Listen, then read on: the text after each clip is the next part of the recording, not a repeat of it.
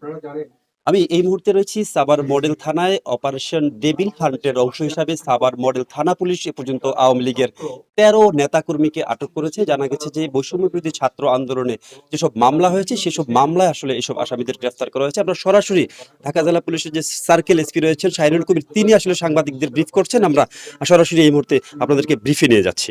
এছাড়া যে সমস্ত সামাজিক যোগাযোগ মাধ্যমের মধ্যে আছে তার মধ্যে সবচেয়ে বড় যে জিনিসটা হলো যে টুইটের মাধ্যমে তারা উস্কানি দিচ্ছে এবং এখানে সারা বাংলাদেশে বিশেষ করে আশুলিয়া সাভারে প্রচুর পরিমাণে ভাসমান লোকজন রয়েছে। আহ, তারাও এই চক্রের সাথে পড়ে তারা খপ্পরে পড়ে বিভিন্ন রকমের বিশৃঙ্খলা তৈরি করার চেষ্টা করছে। তো এই এলাকায় আপনারা জানেন যে বিগত ২-৩ মাসে বেশ কিছু অস্থিতিশীল করার চেষ্টা করেছে তারা। যদিও আমরা আইন শৃঙ্খলা বাহিনী খুবই সতর্ক আছি, বড় ধরনের কিছু করতে পারেনি, তারপরেও করার চেষ্টা করছিল তারা, আমরা প্রতিহত করেছি এবং এর অংশ হিসেবে কিছু কিছু বিচ্ছিন্ন ঘটনা ঘটেছে। তো এই জন্য আমাদের ঢাকা জেলা পুলিশ সুপার মহোদয় আনিসুর জামান স্যারের আহ, নির্দেশক্রমে আমাদের সাভার থানায় গত রাতে আমরা ১৩ জনকে গ্রেপ্তার করেছি এই অপারেশন ডেভিল হান্টের একটা অংশ হিসেবে। তো এর মধ্যে যারা রয়েছে তাদের বিভিন্ন রকমের সামাজিক যোগাযোগের মাধ্যমে তারা আহ, গুজব রটাচ্ছে, তারা বিভিন্ন ধরনের উস্কানি রকম বার্তা দিচ্ছে। কেউ কেউ দেওয়ালে বিভিন্ন রকমের লিখতেছে যে অমুক দলের প্রতি তাদের আস্থা, অমুকের প্রতি, মানে সমাজের মধ্যে একটা বিশৃঙ্খলা তৈরি করতে যা লাগে এটা করছে।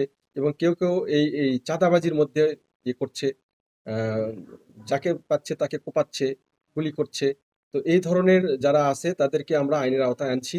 আমরা বেশ কয়েকজনকে ১৩ জনকে গ্রেপ্তার করেছি। তার মধ্যে সাভার পৌরসভার মধ্যে রয়েছে কুটি মোল্লা, আখতারুজ্জামান কুটি মোল্লা, যিনি বিগত সরকারের সময়ে রাজীব মোল্লার আপন মামা, এবং তার সাথে যে অপকর্মগুলো করেছেন তার একজন দোসর ছিলেন তিনি। এছাড়া আমরা এই এলাকায় যে সমস্ত অনেক বড় বড় পোস্টে থেকে এবং ছোট পোস্টে থেকেও বিভিন্ন রকমের অপকর্মে লিপ্ত ছিলেন তাদেরকে আমরা গোপন তথ্য তাদের সংগ্রহ করি। আমরা টেকনোলজি ব্যবহার করি করে সাভার পৌরসভা থেকে ভাকুরতা, আমিনবাজার, কাউন্দিয়া, তারপরে বনগাঁও, হেমায়েতপুর বিভিন্ন জায়গা থেকে আমরা তাদেরকে গ্রেপ্তার করতে সক্ষম হই। এমনকি ডিএমপির ভেতর থেকেও আমরা তাদেরকে গ্রেপ্তার করি। আমরা তাদের বিষয়গুলো, তাদের পিসিপিআর অর্থাৎ তাদের অপরাধের যে ধরন সেগুলো আমরা যাচাই বাছাই করছি। দেখা যায় তারা বিগত বৈষম্য বিরোধী যে আন্দোলন হয়েছিল, ছাত্র জনতার উপরে যারা গুলি চালিয়েছিল এবং যারা সক্রিয়ভাবে ছাত্র জনতার উপরে হামলা করেছিল, তাদের থেকেও এই ১৩ জন যে গ্রেপ্তার করা হয়েছে তাদের ৮ জনের মামলা ইতিমধ্যে ওই বৈষম্য বিরোধী মামলা রয়েছে তা ৮ জনের বিরুদ্ধে।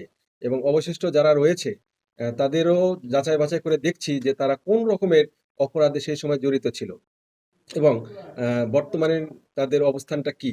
এই অবস্থা দেখে তাদের বিরুদ্ধে আইনগত ব্যবস্থা নেওয়া হবে এবং যাদের বিরুদ্ধে মামলা রয়েছে, এবং আপনারা জেনে খুশি হবেন যে যে ১৩ জনকে গ্রেপ্তার করা হয়েছে তাদের অপকর্ম, বিগততে অপকর্ম যে করেছে এবং বর্তমানে যে অস্থিতিশীল অবস্থা তৈরি করছে, এটা কিন্তু যাচাই বাছাই করে আমরা তাদেরকে গ্রেপ্তার করেছি। সুতরাং আমাদের এই অভিযান অব্যাহত আছে এবং ভবিষ্যতেও চলবে। এখানে কেউ কোনো রকমের যদি অপকর্ম করে তাকে আমরা প্রতিহত করব এবং আইনের আওতায় নিয়ে আসব। এমনকি যদি জামিনেও বারবার বের হয়ে আসে, আমরা স্থায়ীভাবে তাদেরকে জেলে আটকানোর জন্য আমরা সেই রকমের মামলার মধ্যে এ করবো, কারণ এখানে আমরা আমরা একটা শান্তি চাই। বিশৃঙ্খলাকারীদের এখানে কোনো জায়গা হবে না। আসামিদের যে গ্রেফতার করা হয়েছে তখন কোনো অস্ত্র উদ্ধার আছে কিনা বা তাদেরকে রিমান্ড চাওয়া হবে কিনা? হ্যাঁ, রিমান্ড তো অবশ্যই চাওয়া হবে, তবে এই মুহূর্তে অস্ত্র উদ্ধার হবে না। মানে রিমান্ডে আনার পরে আমরা চেষ্টা করব যে অস্ত্র উদ্ধার করা যাবে কিনা। তবে আমরা আশাবাদী যে অস্ত্র উদ্ধার করতে পারবো এবং রিমান্ডে সবাই আসবে ইনশাল্লাহ। ওখানটা কি যৌথ বাহিনীর ছিল না পুলিশের? এটা পুলিশের ছিল এবং যৌথ বাহিনীর সাথে ছিল একেবারে যে অপারেশন। যাদেরকে আটক করা হয়েছে তাদের কোনো রাজনৈতিক পরিচয় বা আপনার কোনো ব্যাকগ্রাউন্ড নেই? হ্যাঁ, অনেকেরই পরিচয় আছে। কেউ কেউ ইউনিয়ন আওয়ামী লীগের সভাপতি, কেউ হলো যুগ্ম আহ্বায়ক, কেউ হলো ওয়ার্ডের নেতা, অথবা কেউ হলো পৌরসভার বিভিন্ন পদে রয়েছে। সবগুলোই যাচাই বাছাই করে ধরা হয়েছে আমাদের। কাউকে আটক করা হয়েছে? সন্দিগ্ধ হিসেবে যে ২-৩ জন আছে, এদের বিরুদ্ধে এখনো মামলা পাওয়া যায়নি, কিন্তু আপনারা জানেন যে শুধু মামলায় সবকিছু না, এখানে আমাদের বারবার বলা হচ্ছে যে বৈষম্য বিরোধী যে সমস্ত মামলাগুলো হয়েছে, এখানে কোনো রকমেই বাদীর সাথে আতাত করে আসামি পক্ষ কখনোই এফিডেভিট করে কিন্তু আসামি ছাড় পাওয়ার মতো সুযোগ নাই।